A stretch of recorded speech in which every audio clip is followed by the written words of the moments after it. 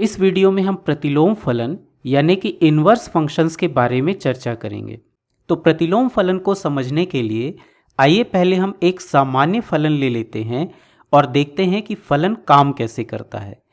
मान लीजिए कि हमारा फलन है एफ एक्स बराबर 2x धन 4। अब इस फलन में हम x का कोई भी मान रखकर फलन का मान प्राप्त कर सकते हैं। मान लीजिए कि इस फलन में हम x का मान 2 रखते हैं तो हमें मिलता है 2 गुणा 2 धन 4 यानी कि 4 धन 4 बराबर 8।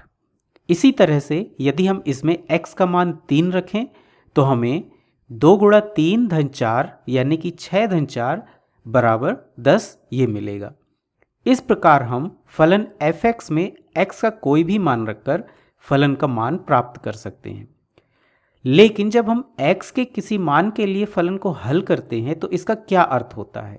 जैसे जब हम फलन में 2 रखकर इसे हल करते हैं तो हमें 8 मिलता है। इसका क्या अर्थ है?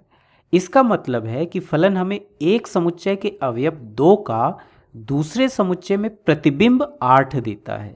इस तरह से हम फलन में x का जो भी मान रख सकते हैं वह पहले समुच्चय में होता है और दूसरे समुच्चय में उसका प्रतिबिंब मिलता है। इनमें से जो पहला समुच्चय है उसे हम फलन का प्रांत यानी कि डोमेन कहते हैं। जैसे यहाँ x के मान 2 और 3 फलन के प्रांत में हैं। वास्तव में हम इस फलन में कोई भी वास्तविक संख्या रख सकते हैं, इसलिए फलन के प्रांत में सभी वास्तविक संख्याएं यानी कि रियल नंबर्स आएंगे।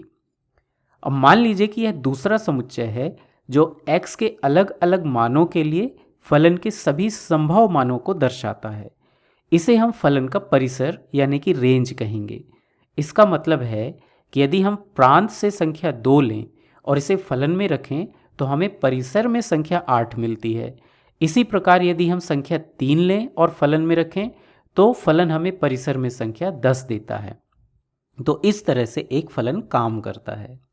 अब यहाँ एक प्रश्न उठता है कि क्या कोई ऐसा फलन भी संभव है जो इसका विपरीत काम करे, यानी जिसमें हम यदि 8 रखें तो हमें 2 प्राप्त हो जाए या हम उसमें 10 रखें तो हमें 3 प्राप्त हो जाए, यानी कि हमें इन अवयवों के विपरीत अवयव प्राप्त हो जाएं। इस तरह के फलन को हम फलन f(x) का प्रतिलोम फलन यानी कि इन्वर्स फंक्शन कहेंगे और इसे f इन्वर्स इस रूप में लिखा जाता है। इसके बारे में ही हम यहाँ पर समझेंगे। अब प्रतिलोम फलन को ज्ञात करने के लिए आइए हम मान लेते हैं कि y बराबर f(x) है, यानी कि हम y बराबर 2x धन 4 लिख सकते हैं क्योंकि f(x) का जो हमारा फलन है f(x) है वो 2x धन 4 है। अब यदि इसे आगे हल करें x के लिए तो 2x बराबर y ऋण 4 हो जाएगा या x का मान x बराबर y ऋण 4 बटा 2 हो जाएगा। और इस कोष्टक को हल करें तो x बराबर 1 बटा 2 y ऋण 2 ये हमें मिलता है। यह समीकरण y का एक फलन है जो हमें x का मान देता है।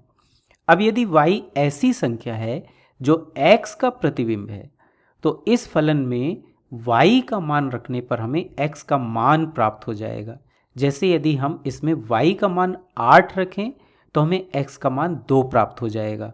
इसी तरह से यदि हम y का मान 10 रखें तो हमें x का मान 3 प्राप्त होता है, यानी कि यही वह फलन है जो हम प्राप्त करना चाहते थे, यानी कि ये फलन f(x) का प्रतिलोम फलन है जिसे यहाँ पर हमने y के फलन के रूप में लिखा है, यानी कि f इन्वर्स y बराबर 1 बटा 2 y ऋण 2। अब यहाँ ध्यान देने की बात यह है कि फलन f(x) का परिसर फलन f इन्वर्स y का प्रांत होगा और फलन f(x) का प्रांत फलन f इन्वर्स y का परिसर होगा। तो इस तरह से ये एक दूसरे के विपरीत होते हैं। यहाँ हम y के स्थान पर a, b, c इस तरह से कुछ भी रख सकते हैं, इसलिए हम अपनी सुविधा के लिए y के स्थान पर x ले लेते हैं क्योंकि हमें फलन f(x) का प्रतिलोम फलन चाहिए, यानी कि ये फलन हो जाएगा f इन्वर्स x बराबर 1 बटा 2x ऋण 2। अब एक और चीज़ समझते हैं, वो यह है कि यदि हम एक फलन और उसका प्रतिलोम फलन लें और इनका ग्राफ बनाएं तो हमें ये ग्राफ कैसे दिखेगा। हमारा जो पहला फलन है वह है f(x) बराबर 2x धन 4। इसका y अंतःखंड यानी कि y इंटरसेप्ट 4 है और इसकी प्रवणता यानी कि स्लोप 2 है, इसलिए इसका ग्राफ कुछ इस तरह दिखाई देगा। इसी प्रकार इसका प्रतिलोम फलन f इनवर्स x का y इंटरसेप्ट ऋण 2 है और इसका स्लोप 1/2 है, इसलिए इसका ग्राफ कुछ इस तरह दिखाई देगा। अब यहाँ इन फलनों के बीच में क्या संबंध है? यदि यहाँ हम एक रेखा y बराबर x खींचें तो यह रेखा कुछ इस तरह दिखाई देगी। फलन और उसका प्रतिलोम फलन y बराबर x इस रेखा के संबंध में प्रतिबिंब यानी कि रिफ्लेक्शन होते हैं। इसे हम उदाहरण से भी समझ सकते हैं, जैसे जब हम फलन fx में x का मान 0 लेते हैं तो हमें यह फलन 4 देता है, यानी कि फलन 0 का संबंध 4 से बताता है। इसी तरह से जब हम प्रतिलोम फलन f इनवर्स में 4 रखते हैं तो हमें 0 प्राप्त होता है, यानी कि यह प्रतिलोम फलन 4 का संबंध 0 से बताता है। इस प्रकार फलन और प्रतिलोम फलन एक दूसरे के विपरीत काम करते हैं। जहाँ फलन हमें 0 रखने पर 4 देता है, वहीं प्रतिलोम फलन हमें 4 रखने पर 0 देता है। इसीलिए फलन और उसका प्रतिलोम फलन y बराबर x इस रेखा के संबंध में प्रतिबिंब यानी कि रिफ्लेक्शन होते हैं।